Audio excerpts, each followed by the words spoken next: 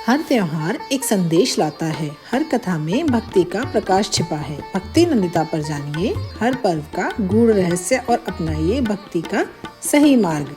राधे राधे सौभाग्यशाली श्रोतागणों, आज भक्ति नंदिता आपके लिए वैशाख महात्म्य का 8वां अध्याय लेकर आया है। पिछले अध्याय की कथा को सुनकर राजा मैथिली ने कहा, ब्रह्मदेव जल का दान न करने के कारण इक्ष्वाकु वंश का अधर्मी राजा 3 जन्म तक चातक बना और उसे मेरे घर में छिपकली की योनि प्राप्त हुई। यह मेरी समझ आ गया, लेकिन साधु महात्माओं की सेवा से विमुख होने के कारण वह गिद्ध बना। परंतु आपने जब कहा कि 7 जन्म तक कुत्ते का जन्म मिला तो मुझे बहुत अनुचित लगा। कृपया मेरे इस संशय को दूर कीजिए। तब श्रुतदेव ने कहा कि मैं तुम्हारे इस प्रश्न का समाधान करते हुए वे बातें बताऊंगा जो कभी कैलाश पर्वत के शिखर पर भगवान महादेव ने माता पार्वती से कहा था। देवी पार्वती के प्रश्न करने पर भगवान महादेव बोले, हे प्रिय, समस्त लोकों की रचना होने के बाद उनकी 2 प्रकार की स्थिति बनी, पारलौकिक और ऐहिक। हे महाभाग, जल सेवा, अन्न सेवा और औषधि सेवा इस लोक की स्थिति के हेतु होने के कारण ऐच्छिक है।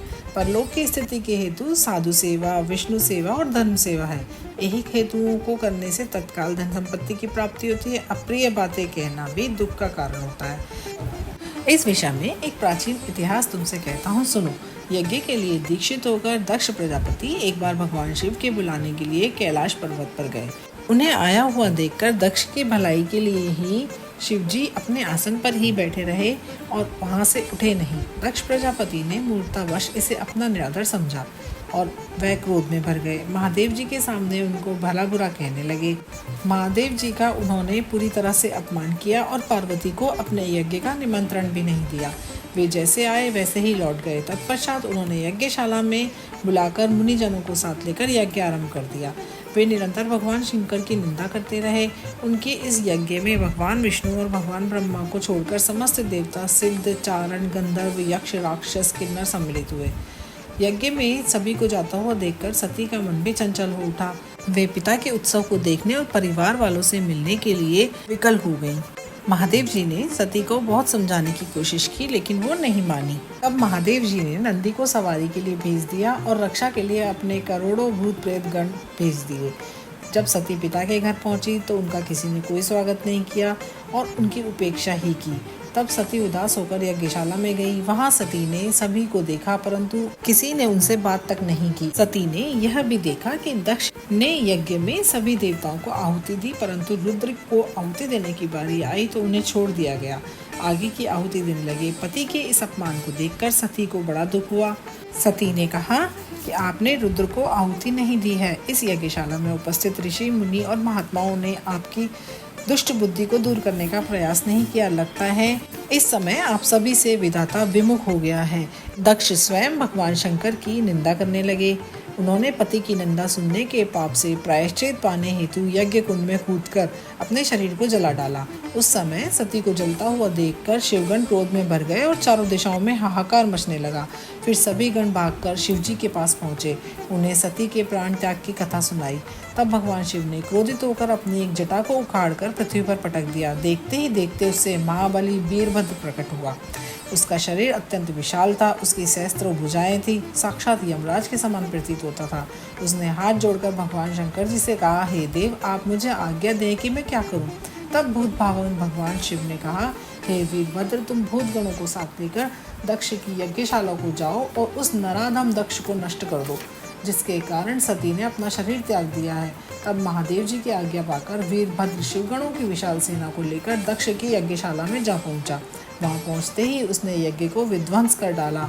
वहां जो भी देवता, दैत्य, मनुष्य आदि उपस्थित थे उन सबको मार मार कर यज्ञ कुंड में डाल दिया। इस प्रकार दक्ष यज्ञ को पूरी तरह विध्वंस करके वीरभद्र भगवान शिव जी के पास कैलाश पर्वत पर लौट गए। जो लोग उस समय भाग गए थे वे ब्रह्मा जी के पास पहुंचे। उन्हें शिव गणों द्वारा दक्ष यज्ञ के विध्वंस होने की सारी कथा कह सुनाई।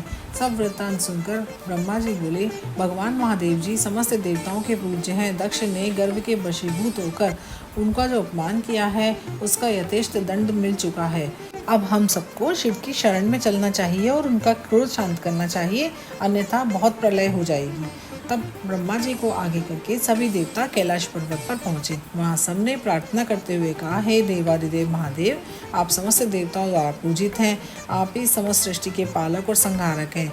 आपकी माया अपरंपार है। बड़े बड़े ऋषि मुनि देवता तक भी उसे नहीं जानते। आप सर्वसमर्थ हैं। आप हमें अज्ञानी जानकर अभय दान करें। हे महादेव जी, आपकी शरण में हम आए हैं। देवताओं की प्रार्थना को सुनकर भगवान शिव का क्रोध शांत हो गया। तब ब्रह्मा जी के समझाने पर भगवान शिव ने सभी को अभय किया। यज्ञ मर्यादा की रक्षा के लिए स्वयं सभी देवताओं को साथ लेकर यज्ञशाला में जा पहुंचे। वहां उन्होंने अपने गणों द्वारा मारे गए लोगों को जीवन दान दिया।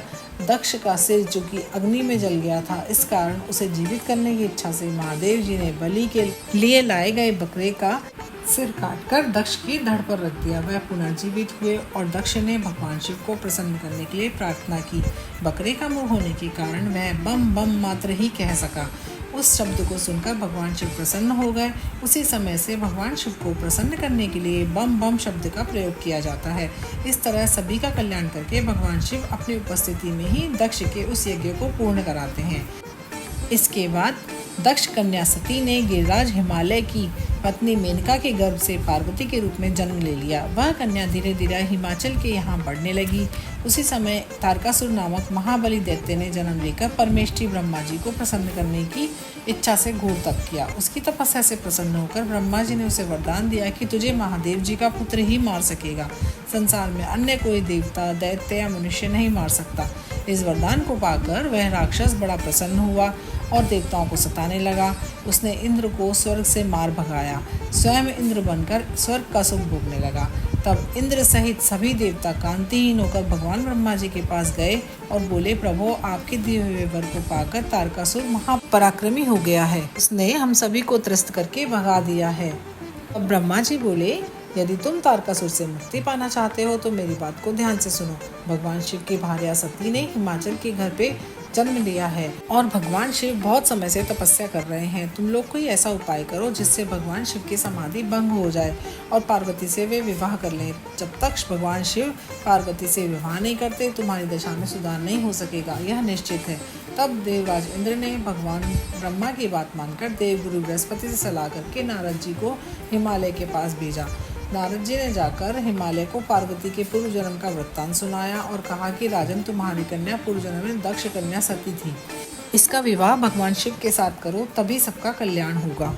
उधर इंद्र ने कामदेव को बुलाकर शिव जी की समाधि भंग करने का आदेश दिया। तब कामदेव ने वन में जाकर असमय ही बसंत बहार फैला दी और पार्वती जी महादेव जी का पूजन करने वन में गई तो उसने कामबाण चलाकर शिव जी की तपस्या को खंडित कर दिया। समाधि भंग होने पर शिव जी ने पार्वती को अपने सामने देखा तो वे उन पर मोहित हो गए। उसी समय कामदेव ने एक तीक्ष्ण बाण और चलाया, जिसके लगते ही भगवान शिव का चित्त चंचल होने लगा। उस समय भगवान शिव ने सामने कामदेव को देखा तो तीसरा नेत्र खुला और जिससे तुरंत ही एक तीक्ष्ण अग्नि प्रकट हुई और कामदेव वहीं जलकर भस्म हो गए और वसंत और रति वहां से भाग गए। उस समय देवता अपने कार्य को सिद्ध हुआ जानकर प्रसन्न हो गए। पार्वती डरी हुई एक और खड़ी रही। तभी महादेव जी वहां से अंतर्ध्यान हो गए। इस प्रकार देवता अपने जिस हित की सिद्धि करना चाहते थे वह प्राप्त नहीं हो सकी। जो साधु जनों के साथ दुष्टता करते हैं उनका यही हाल होता है। इसी तरह साधु जनों की सेवा न करने के कारण ही इक्ष्वाकुर के पुत्र ने अनेकों कष्ट और निकृष्ट योनियों को भोगा।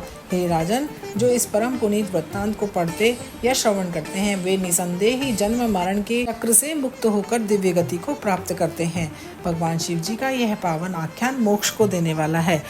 अगर ये कथा आपको अच्छी लगी हो तो इसे ज़्यादा से ज़्यादा शेयर करें, लाइक करें, कमेंट करें और हमारे चैनल भक्ति नंदिता को अभी सब्सक्राइब करें ताकि इसी प्रकार की और कथाएं हम आप तक पहुंचा सकें। जय श्री हरि, धन्यवाद।